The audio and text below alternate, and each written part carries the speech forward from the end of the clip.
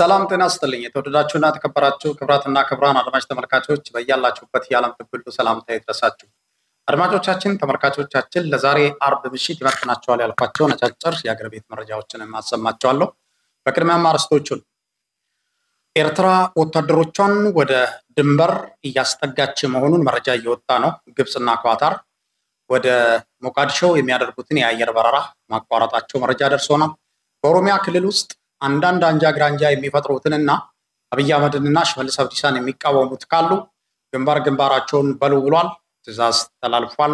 በአማራ ክልል የተለያዩ ቦታዎች ላይ ውጊያ የተደረጉባቸው ሰሞኑን ከባድ ውጊያ የተደረገባቸው ቦታዎች ላይ ጋፕ ያሉ ቢሆኑም አንዳንድ መረጃዎች እየወጡ ይገኛሉ። የጉዳት መጠን እንዲሁም በራያ ቆቦ አላማጣ አካባቢ ላይ እንግዲህ የቤተክርስቲያን ምዕመናን ግድያ የሟች ቁጥር የጨመረበት ሁኔታ ነው ያለው። ወደ ሆስፒታል የገቡት እንግዲህ ኮማ ውስጥ የነበሩት ሕክምና ከጀመሩ በኋላ የሞቱትም ቁጥር የጨመረበት ሁኔታ ነው ያለው። እነዚህንና ሌሎች አጫጭር መረጃዎችንም አሰማችኋለሁ። ባሮ ሚዲያ ላይክ፣ ሼር፣ ሰብስክራይብ እያደረጋችሁ ፕሮግራሙን እንድትከታተሉ አክብሮት እጠይቃለሁ።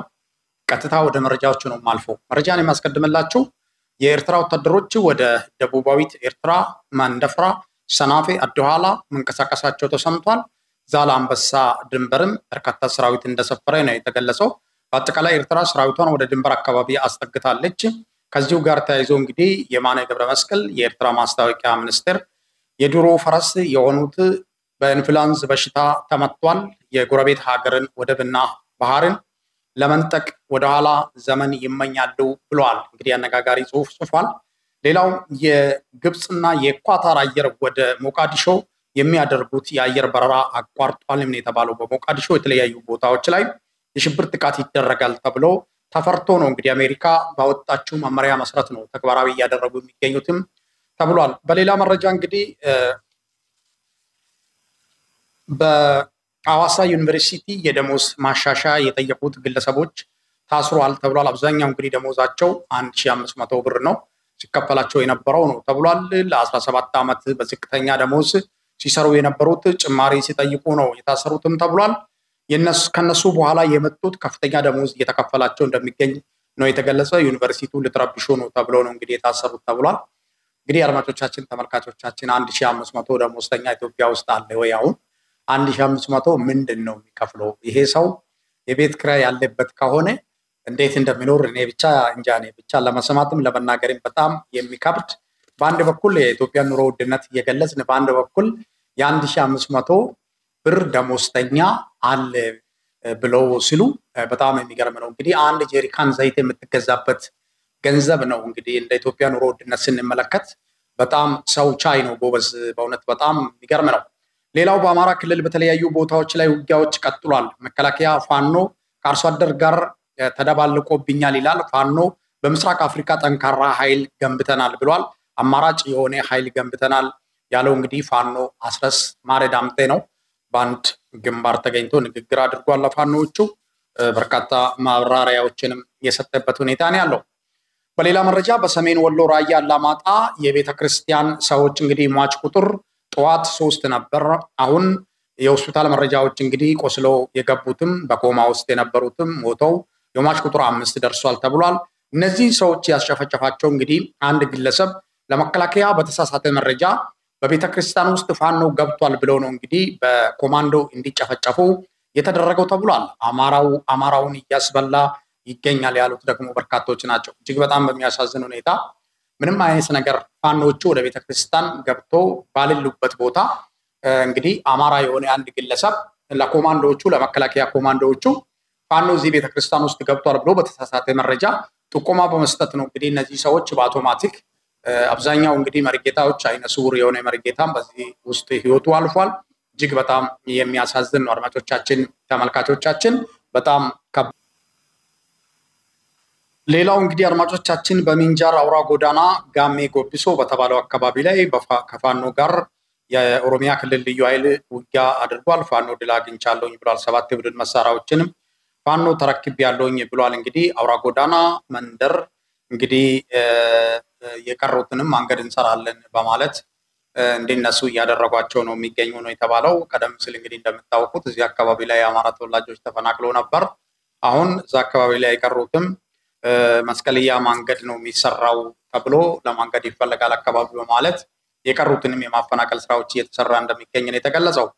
ሌላው በኦሮሚያ ውስጥ እንግዲህ ኦሮሞ ሆኖ የተለየ ሐሳብ የሚሰጥ ሰው ካለ ይመታ ተብሏል። እነ ሽመልስ አብዲሳ እንግዲህ ለፍርድ ቤትም ትዕዛዝ የሰጡበት ሁኔታ ነው ያለው። የሚከራከር ተቃራኒ ሐሳብ የሚያመጣ ቶሎ ፍርድ እንዲሰጥበትና ውሳኔዎች እንዲተላለፉ በስብሰባ በተለያዩ ነገሮች ጥቆማ የደረሰበት ጥቆማ የተደረገበት ሰው እንዲመታ ትዕዛዝ ወርዷል ማለት ነው። እንግዲህ አብይ አህመድ ስልጣኑን ለማስጠበቅ እንግዲህ የማይፈነቅለው ድንጋይ የለም። እንግዲህ መደዳውን ጭፍጨፋ እንዳያደርጉም ተፈርቷል። አድማጮቻችን፣ ተመልካቾቻችን ጉዳዩ ከባድ ነው። በተለይ ኦሮሞ ሆኖ ኦሮሞን የሚቃወምና የኦሮሞ ስልጣንን የማይደግፍ ካለ አይጠቅመንም ይመታ የሚል ውሳኔ ማስተላለፋቸው ተሰምቷል። ሌላው ሰሜን ጎንደር ውቅን በተባለው ቦታ ከባድ ዘመቻ እየተደረገ ነው ተብሏል።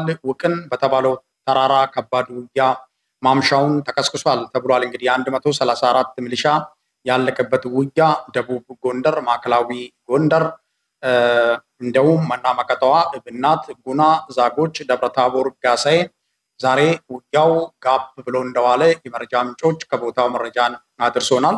ትላንትናና ከትላንትና ወዲያ እንግዲህ እነዚህ አካባቢዎች ላይ ከባድ ውጊያዎች ናቸው የተደረጉት። አድማጮቻችን፣ ተመልካቾቻችን ሌላው ሸዋ አንኮበር አልዩ አምባ ከባድ ውጊያ እየተደረገ ነው ተብሏል። እንግዲህ ከሰዓት በኋላ ነው ውጊያው የተጀመረ ነው የተባለው። በሸዋ ጁር ውጊያ ከባድ ነው ተብሏል። እንግዲህ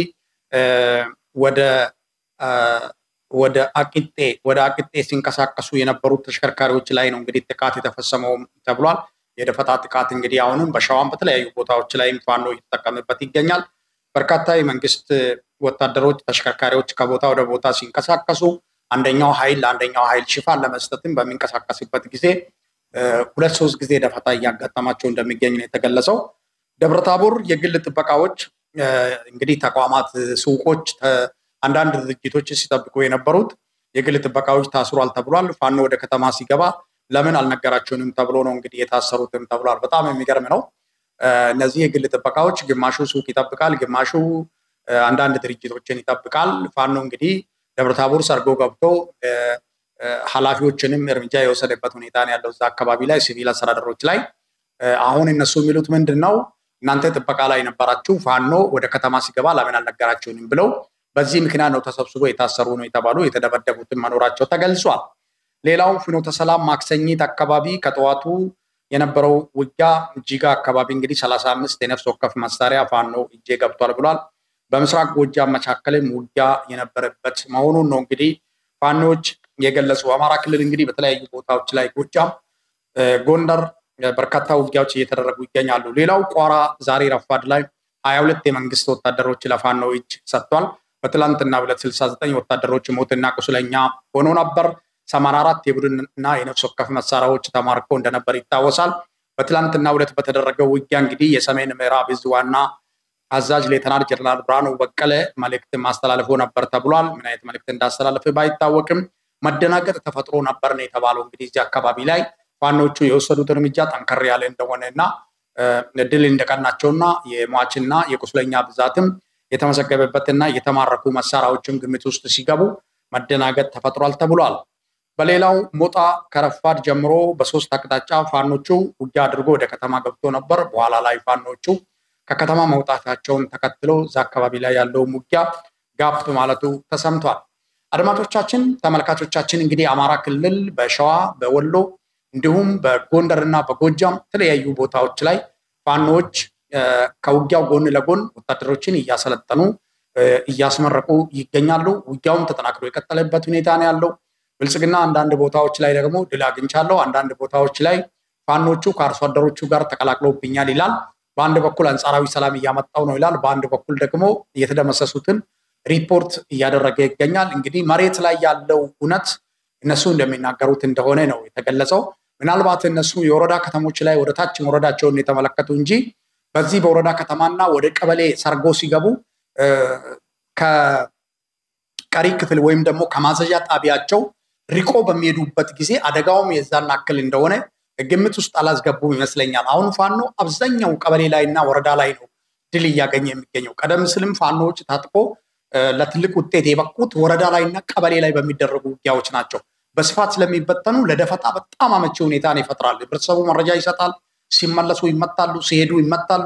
ሁለት ጊዜ ነው ደፈጣ የሚገጥማቸው። ከዚህ ውጪ ደግሞ ሽፋን ለመስጠት የሚመጣውም ካለ በዛው ልክ ደፈጣ ይገጥመዋል ማለት ነው። ሽፋን ለመስጠት ገና ከቦታው ለመነሳት ዝግጅት ሲያደርግ ነው መረጃው ፋኖ እጅ የሚገባው። በእንደዚህ አይነት ሁኔታ ውጊያው ውሃ ቅዳ ውሃ መልስ እየሆነ የመጣበት ሁኔታ ነው ያለው። በእርግጥ ይሄ ውጊያ አሸናፊና ተሸናፊ ባይታወቅም ህብረተሰቡ ዋጋ እየከፈለ መሆኑን ነው እንግዲህ እየተረዳን የምንገኘው። እዚህ ውስጥ ዘረፋ አለ፣ የሱቅ ሸቀጥ በትክክል አለመግባት፣ እርሻ ሰዓትም እየደረሰ ይገኛል፣ የግብርና ውጤቶች በስነስርዓቱ ለህብረተሰቡ አለመድረሱ ወዘተ ብቻ ነገሮች ተጨማምሮ ተጎጂው ህብረተሰብ የሆነበት ሁኔታ ነው ያለው። ፋኖ እየታጠቀ ይገኛል፣ ወታደር እያሰለጠነ ይገኛል፣ በትጥቅ ራሱን እያደራጀ ይገኛል፣ በመሳሪያም ራሱን እያደራጀ ይገኛል። ሲቪል ማህበረሰብ ግን ጉዳት እያስተናገዱ እንደሚገኙ ወደ ጎን መጥተው ያለበት ጉዳይ ነው። አድማጮቻችን፣ ተመልካቾቻችን መረጃዎቼ እነዚህን ይመስሉ ነበር። በተመሳሳይ ፕሮግራምና መረጃ እስከምንገናኝ መልካም ጊዜ እንደሆነላችሁ እመኛለሁ። ባሮ ሚዲያን ሰብስክራይብ እያደረጋችሁ የአድማጭ ቁጥርን እንድታበዙ በአክብሮት ጠይቃለሁ። ሰላም።